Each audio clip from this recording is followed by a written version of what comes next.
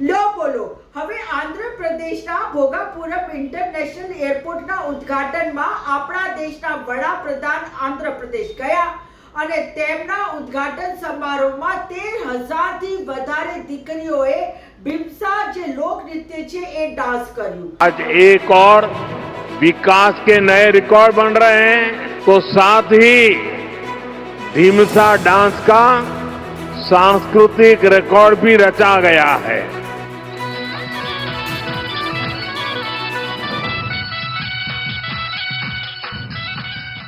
હવે એ performance Guinness book of world રેકોર્ડમાં નોંધાઈ ગયું।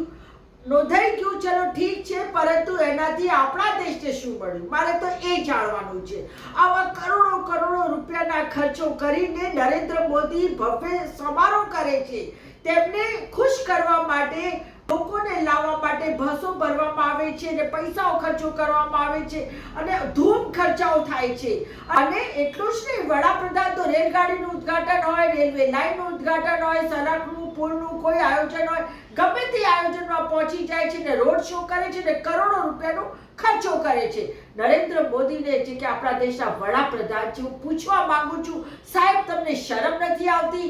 આપણા દેશની 85 કરોડની જનતા તમારા દ્વારા આપેલા 5 કિલો મફત અનાજ ઉપર નિર્ભર છે, ભીખ માંગે છે, દર મહિને ઊભી થઈ જાય છે લાઈનની અંદર।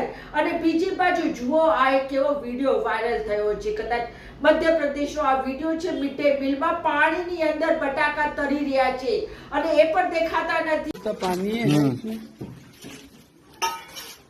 इसमें खाना क्या ट्राई करते हैं।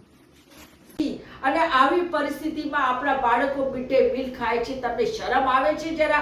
આવા કરોડો રૂપિયા છે કે તમારા તાઇફાઓ અને આવા સમારોહ માટે, ભૂંડું પ્રદર્શન માટે તમે વાપરો છો, તો તમને જરાય શરમ આવે છે? એના કરતાં તો કરોડો રૂપિયા જો તમે બાળકોના શિક્ષણ માટે, તેમના ભવિષ્ય માટે, તેમના નવી શાળાઓ ખોલવા માટે, કોલેજો ખોલવા માટે, યુનિવર્સિટી ખોલવા માટે અને હોસ્પિટલો ખોલવા માટે ખર્ચ કરો ને તો બહુ સારું લાગે।